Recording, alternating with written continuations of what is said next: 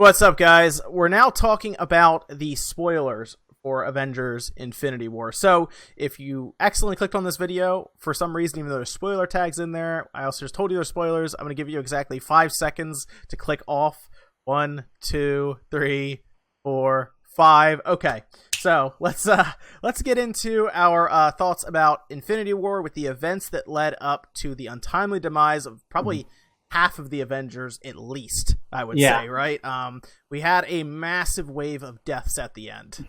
All at once, it was like, boom, it happened like right away. Probably within a few minutes, like half the Avengers were just sent out, and that was it. And that's kind of how we left the movie theater, which is why you saw a lot of people post on Twitter saying things like, what just happened? Just like what, everything. It's because they did that. They killed off half the Avengers, including some big names, by the way. Right at the end. And we're going to go over that, but let's start from the beginning.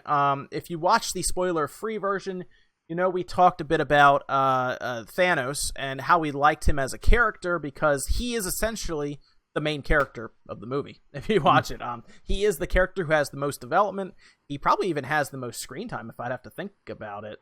Someone will probably add that up, how many minutes he had on screen, but he was on screen a lot, and his character changed from the first time you saw him to the last time you saw him heavily. So right in the beginning, they were with Thor and Loki. They just took over their ship and everything, trying to get the space crystal, I believe.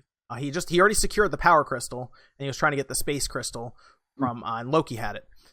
But right in the beginning, they sick Hulk on him, and he just smacks Hulk around. More than likely because he had that power crystal. But he just smacks him around. So they established Thanos as an obscene bad guy right away. And I really like that about that right at the beginning. It was a good choice, and I feel like it established really well because up to this point, Hulk has been invincible. He's been their biggest ace in the hole. So to put that card out first and see it get just torn to shreds so badly that Hulk is afraid to come out for the entire rest of the movie. Isn't that crazy? He's basically like, nuts. I'm not coming out because I don't want to get beaten up by Thanos. He was basically, what I could see was he was embarrassed. Hulk was embarrassed and did not want to come out because he just got smacked around by Thanos. And that was it. And it's even more interesting because this is the most powerful version of Hulk that's ever existed. Like, he just got done with 3 years of training as the Lord of the Gladiator and getting taught every single type of weapon, every single type of combat. And the first time he goes toe-to-toe with Thanos, he literally doesn't last 30 seconds. That was crazy. Yeah, and they even his like you said, his own form of the Avengers were like, nah, let Thanos deal with him. He'll have some fun. So they knew right away, he's just going to smack Hulk around.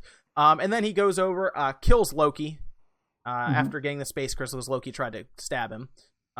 So he dealt with Loki, and pretty much after that, Thor and everyone were pretty much set off to into space. So Thor got just kind of launched into space, and he ends up running into the Guardians of the Galaxy, which is cool. But then they, of course, jump back to Earth, and we learn that Thanos is coming. Essentially, well, actually, Thanos was off doing something else. He basically sent his little team after them.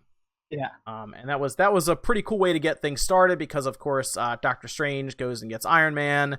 Hulk, of course, comes crashing back to Earth, and we're pretty much set off on just a massive adventure. And they split everyone up, which was interesting to me because technically, Steve Rogers and Iron Man never come back into contact at all in the movie. They never see each other, from what I remember. So they send them off into separate adventures, and from there it's basically just Thanos gathering all of the crystals from basically the only one we really missed, I guess, was him getting the power crystal. Am I right about that? So they started him off strong with the power crystal. He probably knew that too. He wanted to get the one that makes him super powerful right away because he was going to brute force his way to getting all of them anyway. So after that, he goes off and gets the reality crystal. He just got the space crystal, and he needed the time crystal, and then there was one. What was the one in Vision's head? I can't remember what the one of them's the Soul Stone, Soul and Mind Stone. Yeah, they had the Soul Stone. Yep. I really have to say, like, I kind of like that it's so interesting to see him just bam, bam, bam, get all the crystals throughout this movie, because it's really interesting to show, like, when a guy that powerful, when it's finally his day to shine. Because you think about this entire movie probably takes place in one day. Literally, he gets one crystal, and throughout the next 24 hours, he kills half of the entire universe. Basically half the Avengers, gets every single stone, rewinds time, punches people in the face, and just goes to bed that night, king of the universe. So I actually thought it was really cool, because I feel like a lot of movies, especially superhero movies, have that habit of trying to constantly set the goalpost further away, making it always seem like, well, once they do this next thing, if we don't stop them, it's going to be bad. It's kind of cool that he just literally was a juggernaut. He could not be stopped. Just every single thing they tried. And no matter, the more genius our heroes got at trying to slow him down, it just seemed like he ended up going even faster. It was pretty clear that the other thing was, it was very clear that every time he got another crystal, it was basically him leveling up, essentially. And they showed that, all of a sudden he has the reality crystal, and he can do just some of the weirdest stuff. Basically, almost like illusions, or just change the reality that you can perceive. Yeah. Whether you have a weapon and all of a sudden it's bubbles, something he couldn't do before. He gets the time crystal, and all of a sudden he can turn back time and bring Vision back to life, only to kill him again to rip the stone out of his head. Yeah. It was fascinating to watch him get more powerful as well, to the point where he was unstoppable. Basically, he couldn't be stopped, except for one thing. One person in the Avengers figured out a way to basically be able to stop him. He just didn't do it correctly, and that was Thor. He had to go off and have a weapon created to be able to kill Thanos, and he did it. He went off, he held the thing open, got blasted with a star, and even Groot had his little moment where he created the handle for it and everything. And I really liked that. I liked that he had his own adventure. But I guess I would have liked Thor to be more involved with what the other Avengers were doing, and not as much by himself. I don't know. It was kind of weird. I mean, he came in at the end, ultra powerful, just started wrecking everyone in the final fight, and even basically, essentially, really, really hurt Thanos at the end. He could have almost killed him. I mean, let's face it. He said aim for the head. He played better. An interesting thing I noticed is about Thanos is, I find it fascinating that what they did is he could only use the Infinity Stone when his hand was open. That's the only time he'd use the gauntlet. So I noticed it was an interesting thing when, like, the more people that came after him, you'd see him punching more with his offhand or clenching his fist and using it. So it looked really cool to see, like, especially in that slow-mo final charge, when every single adventure came at him at once, you see him open his hand and blast somebody, close his hand, punch somebody. So it's just, the movie ends when he's finally mastered this horrific doomsday device. And I like that ramping up of power, of him gaining level after level after level. And once he finally gets max level, not even Thor, who went on his own quest to level up, could stop him. It was so epic. So did you think it was interesting that Captain America kind of took a back seat to pretty much, did you notice that? He didn't really do a lot. Like, I mean, he did save Vision in the beginning, obviously, but from there, he was kind of just the person on the ground. He saw Thanos for a minute and then got kind of smacked around by Thanos, but he didn't really have, I guess, a lot to do in this movie. And I guess it was just because they were still playing on that rift between him and Iron Man. Yeah. That's all I can imagine. All he really did was have his big hero moment at the beginning, kind of, and then from there, he was just kind of fighting with everybody else in the big battle and just kind of smacking around the underlings. I have a theory that was just writing wise. He's one of the most established characters, so he doesn't need as much screen time. Whereas people we're less familiar with, like freaking Shuri from Black Panther, she actually got to talk and have like her own like Iron Man tech moment, or getting to see so much of the lesser characters. Like, one thing I thought was a really smart choice was the fact that the entire movie, Spider-Man is basically inside a ship. Like, he spends 80% of the movie inside that ring ship. So because of it, we're finally seeing Peter Parker's genius and his wit and how he like uses pop culture references. Because in the other movies, he spent so much time doing action, we didn't get to see the quippy side of Spider-Man as much. So it was cool that I feel like the bigger characters were a little more backseat. Yeah, and he had some pretty good moments. He along with Iron Man, obviously came up with the plan to defeat, I think, the most powerful person in their side of the Avengers, essentially the guy who obviously could have telekinesis and everything. I thought he was the most powerful person on that side, and they were able to destroy him by just sending him out into space. That was, and that was what's his name's plan, Peter Parker's plan from Aliens. And that worked. But you're right, they kept him confined, but then they kind of opened him up at the end in that big fight, and he had some pretty cool moments. In fact, he just about had that gauntlet off of Thanos until Star-Lord kind of lost it and just started hitting him and woke him up, essentially. But they were that close to pretty much stopping Thanos completely.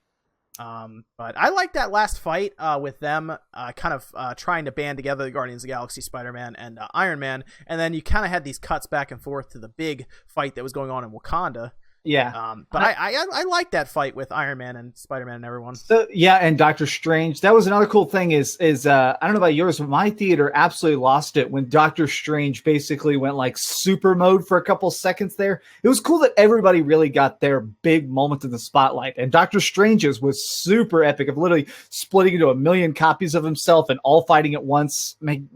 I only really got good reaction when Steve Rogers showed up out of the shadows. That got a good reaction from the crowd. But other than that, my crowd was pretty quiet, and it was a big theater too. It wasn't small. Well, I saw it the day before it came out. I saw it like Thursday at 5 p.m.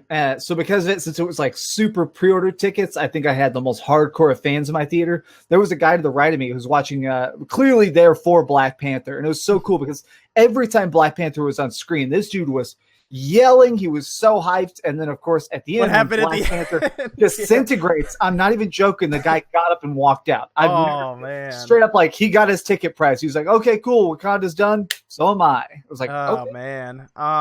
Yeah, I saw that and I was like, there'd be some mad people right now. I did get those we did get those audible gasps from some of the people in my theater when the end happened, which we're gonna get to here in a second. But there's one thing you need to actually, if you like Doctor Strange's moment, by the way, if you specifically pointed that one out, you would actually like Doctor Strange in his movie, because there's one thing you might be missing by not seeing his movie. Doctor Strange is actually very good at scheming. He is very good at outsmarting his opponent. He actually has one of those big moments in his movie where he created a time loop. I see that one clip with Dormammu. The Dormammu, I've come to bargain, over and over and over. Yep, he is very, very smart, and a lot of people attribute that to him having the time stone and being able to see different timelines and stuff. That's what a lot of people theorize how he can do that. So it was weird to see him give up that time stone so easily when he originally told Iron Man, "I don't care about you. I'm going to keep this stone otherwise." Well, no, I 100%, because he said that before he saw the 14 million options, and there's one option where they could win. And I think he realized that the one option where they could win, Iron Man has to be alive and he has to die. So I think Doctor Strange was like, I mean, half the universe has to die for Thanos to eventually meet his maker. Yep. And I think he knew that. So he is, and then while he was being disintegrating, he's like, this is the only way. He was telling Iron Man that. So let's talk about the ending. They lost a ton of people. As you said, Black Panther disintegrated, Bucky disintegrated. We lost Spider-Man, which that one hurt. That one hurt like to a lot of people. That one really, really hurt. Nick Fury and who is the girl that's with him? I can't remember, but it was like she was one of the other heads of S.H.I.E.L.D. Yes, that was in the end credits, which actually tells us a little bit about who's going to be coming into part 2, which is pretty cool. And Captain Marvel, and a couple others were lost as well. You said you kind of had a remembrance of. I just remember some of the bigger ones. There were some smaller ones too that kind of got kicked out too. Well, there were a ton of. Let's see here. List of all people who died in Infinity War, because I'm sure there's a long list. Doctor Strange, obviously, because we just talked about Doctor Strange. So to my recollection, Doctor Strange. Heimdall, Gamora. I feel like Gamora was one of the ones that hit me really hard, just because that wasn't she didn't get disintegrated. She just got thrown off for a stone. And it was his adopted daughter, Thanos, who he had to do that, to get the Soul Stone. And it was crazy because he turned around, with tears, and he was like, those, the guy who was there with him was like, those tears aren't for him. And she's like, oh no. And there's the scene where she's being pulled quietly and trying to fight, and he just throws her off. Yeah. That was a pretty powerful scene, I think. I think a lot of people had a hard time. Some people watching that even. Yeah. Well, especially, I was holding my breath during that whole scene because I thought he was going to like crush her skull or snap her neck. Something that's a tiny, as brutal as it is, that is a little bit more merciful in my opinion because it's faster. But the fact that he dropped her off that like 6-mile high cliff and we hear her scream all the way down. They show her like when she's dead, they actually show her on the ground. Like, this ain't a comic book moment. Like, she's splattered for the time stone or for the soul stone. So one we forgot to mention is all the Guardians of the Galaxy. Yeah, we lost everyone, but Raccoon, Rocket Raccoon's still there. Yeah, because he was still on the ground in Wakanda. But yeah, everybody on Guardians of the Galaxy vaporized. Star-Lord, Drac, Groot, they were all gone.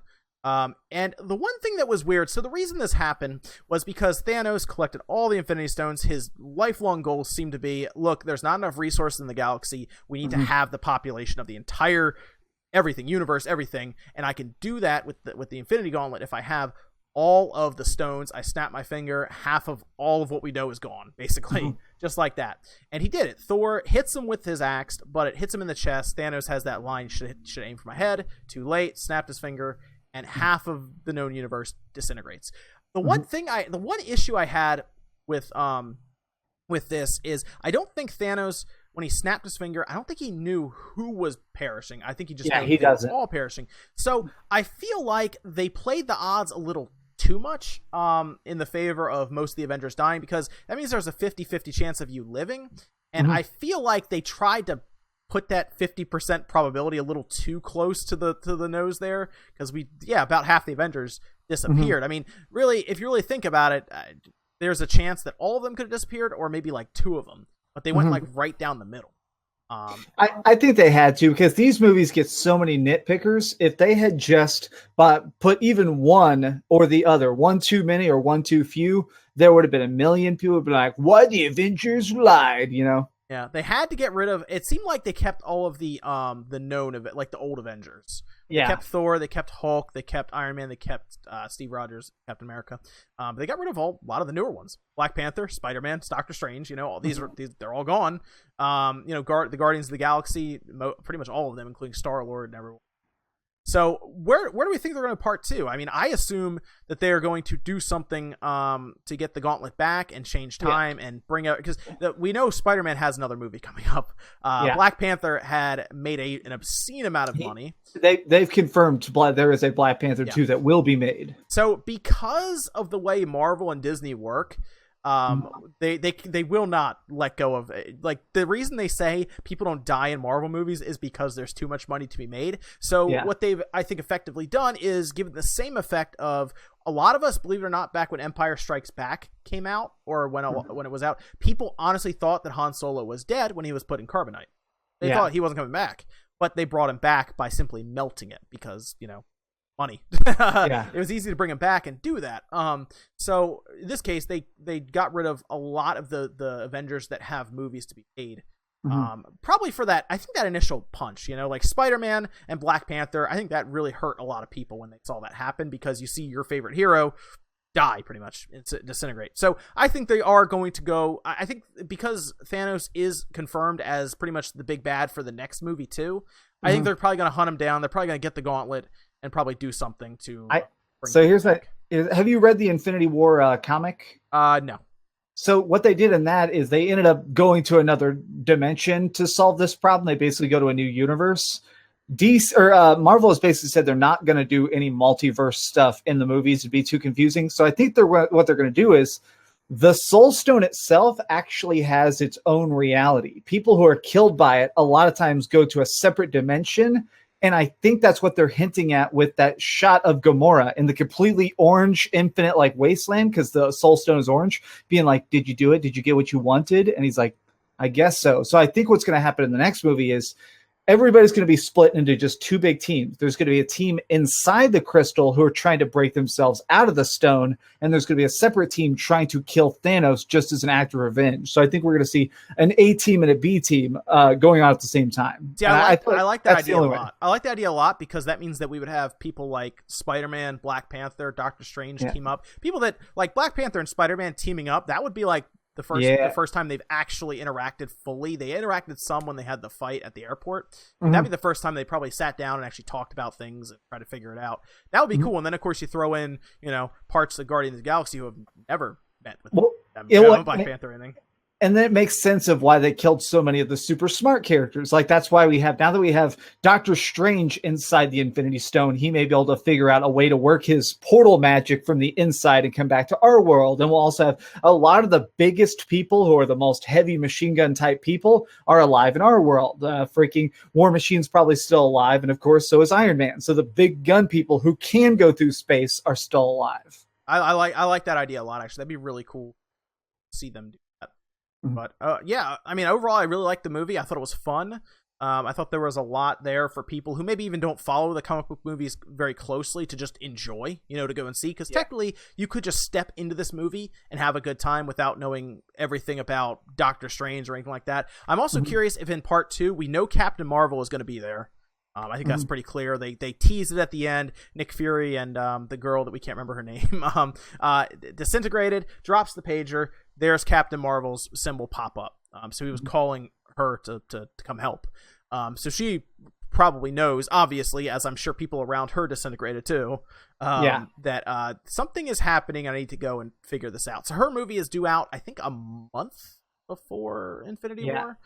So they're going to introduce her, get that ball rolling, and then she's probably going to show up in Infinity War Part 2. And I'm hoping Ant-Man shows up too.